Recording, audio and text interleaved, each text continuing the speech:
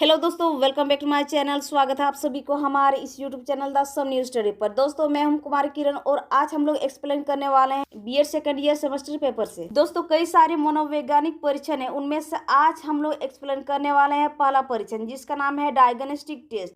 तो चलिए दोस्तों, डायग्नोस्टिक टेस्ट को हम लोग बारीकी से समझेंगे। रूपरेखा में हमारा दिया हुआ है, फर्स्ट पॉइंट में हमारा दिया हुआ है प्रस्तावना, सेकंड में हमारा दिया हुआ है नैदानिक परीक्षण का अर्थ एवं परिभाषा, थर्ड पॉइंट में हमारा दिया हुआ नैदानिक परीक्षण के प्रकार, फोर्थ में हमारा दिया हुआ नैदानिक परीक्षण के गुण एवं दोष, और लास्ट में हमारा दिया हुआ है निष्कर्ष। तो चलिए दोस्तों, बारीकी से हम लोग जानेंगे। सबसे पहले हम लोग डायग्नोस्टिक टेस्ट के इंट्रोडक्शन को हम लोग देख लेते हैं। यहाँ हमारा दिया हुआ है, कोई भी व्यक्ति सही रूप से कार्य करते हैं निष्पत्ति परीक्षणों के द्वारा अधिगम आवश्यकता की पहचान किया जा सकता है, अर्थात छात्र किसी विषय को कितना सीख लिया है। यानी कि हम लोग कह सकते हैं डायग्नोस्टिक टेस्ट के इंट्रोडक्शन में हम लोग यह जानकारी प्राप्त करते हैं। यानी कि हम लोग कह सकते हैं कोई भी क्लास के बच्चे हो, वो अपने अध्ययन के प्रति वो कितना रुचि रखते हैं, यानी कि वो कितना सीख पाते हैं, कौन से विषय में अध्ययन करने के बाद बच्चे कितना सीखते हैं, यानी कि कितना लिमिट में वो सीख पाते हैं। इसकी जानकारी हम लोगों को डायग्नोस्टिक टेस्ट में हम लोग को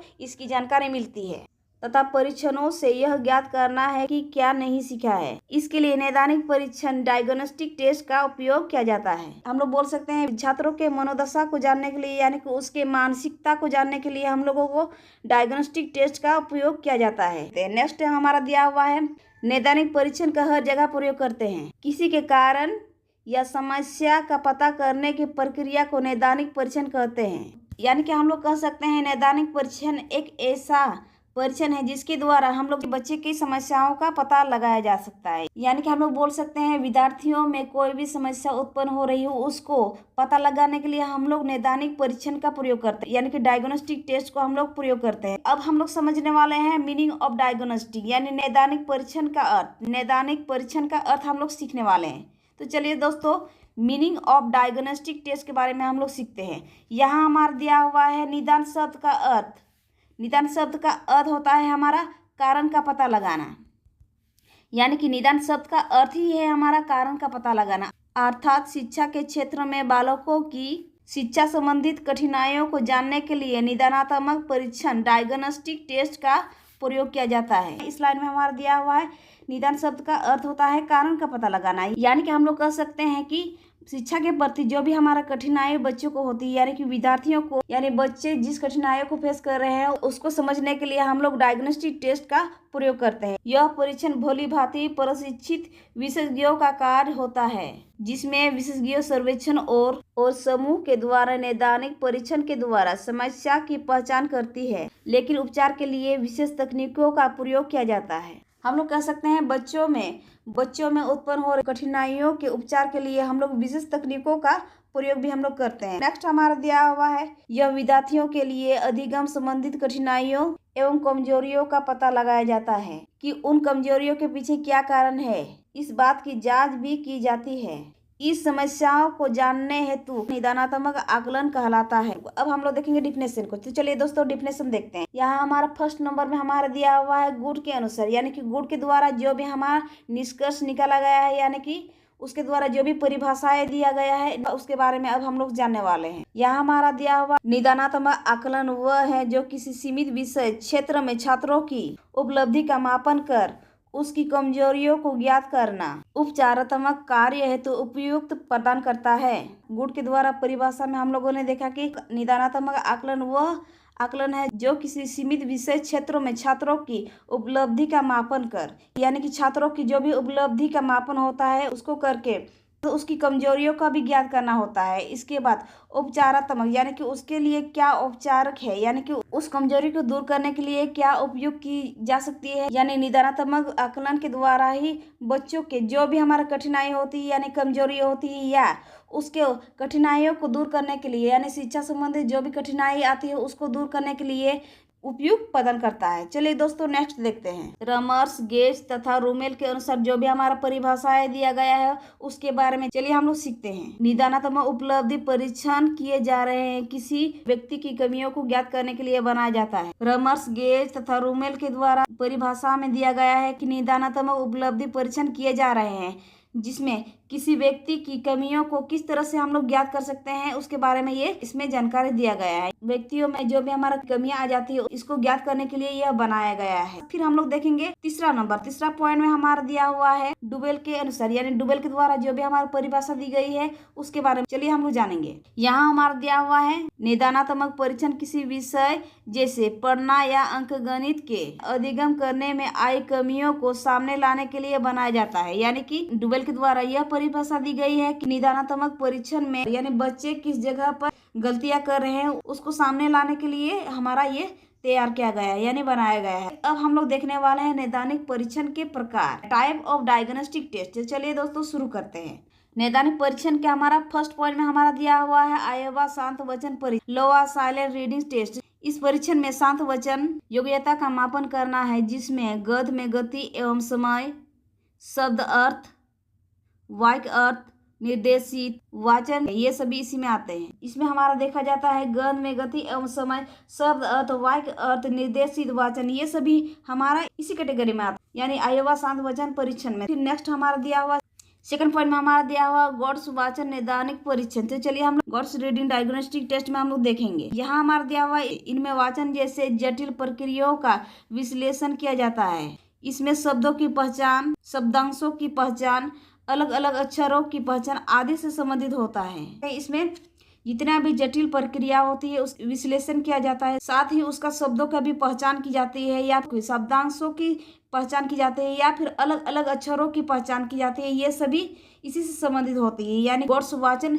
नैदानिक परीक्षण से संबंधित होती है। चलिए दोस्तों हम लोग थर्ड पॉइंट देखते हैं। थर्ड पॉइंट में हमारा दिया हुआ है गणित में नैदानिक परीक्षण। चलिए हम लोग गणित में नैदानिक परीक्षण के बारे में हम लोग देख लेते हैं यानी डायग्नोस्टिक टेस्ट इन अर्थमेटिक। चलिए यहाँ पर हमारा दिया हुआ है अन्य विषयों की तरह गणित में विद्यार्थियों की कमजोरियों को जानने के लिए बनाया गया है। इसके लिए वह गणितीय समस्याओं को समझने एवं हल करने को आवश्यकता पड़ती है। गणित में नैदानिक परीक्षण से हम लोगों को यह जानकारी मिलती है कि विद्यार्थियों की कमजोरियों को जानने के लिए इसके लिए गणितीय समस्याओं को समझाने एवं हल करने की आवश्यकता पड़ती है। सबसे पहले उसको समझाने और उसको हल करवाने के लिए ये अति आवश्यक होती है कि बच्चों को टास्क देना यानी कि मैथमेटिक बनाने के लिए उत्सुक करना, बच्चों को मैथ बनाने के लिए मनाना, तभी हम लोग उसको हल करना सिखा सकते हैं। और ये बहुत ही इंपॉर्टेंट है जिसकी वजह से हम लोग को पता चल सकती है कि बच्चों में कमजोरी कहाँ से आ रही है। तो चलिए दोस्तों हम लोग नेक्स्ट देखते हैं। चलिए हम लोग मेरिट्स ऑफ डायग्नोस्टिक टेस्ट में देखते हैं।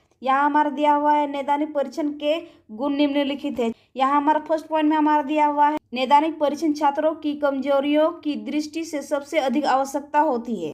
यानी कि कहा गया है कि नैदानिक परीक्षण छात्रों की कमजोरियों की दृष्टि से सबसे अधिक आवश्यकता होती है। अब सेकंड में हमारा दिया हुआ है नैदानिक परीक्षण के द्वारा छात्रों को समस्याओं का पता लगाकर शिक्षण की व्यवस्था में सुधार की जा सकती है।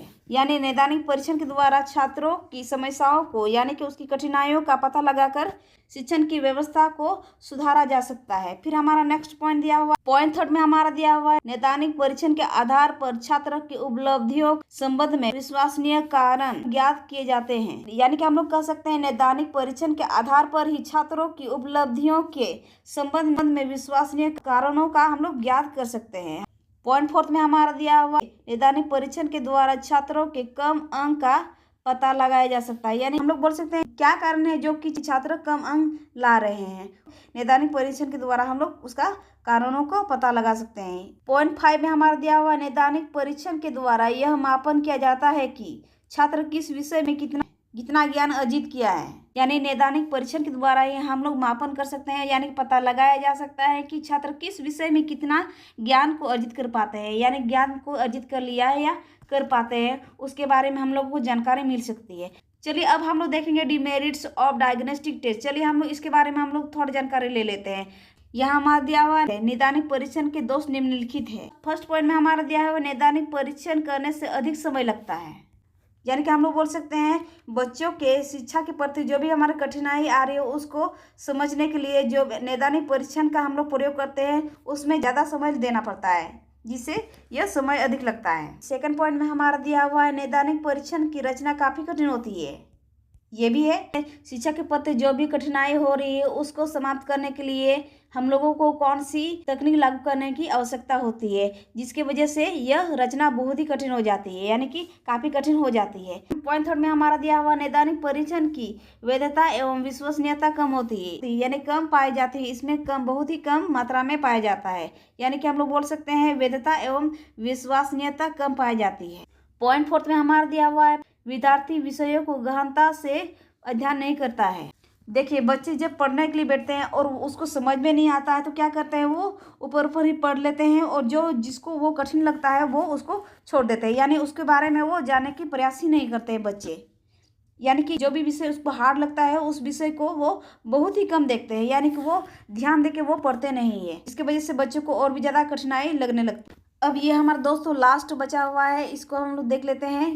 कंडीशन में हमारा दिया हुआ है अतः उपयुक्त बातों से स्पष्ट होता है कि नैदानिक परीक्षण एक ऐसा परीक्षण है जो छात्रों की समस्याओं को जानने की कोशिश करता है, वो कमजोर क्यों हो जाते हैं इसका पता लगाया जाता है, जिससे प्रशिक्षित विशेषज्ञों के द्वारा अहम भूमिका निभाई जाती है।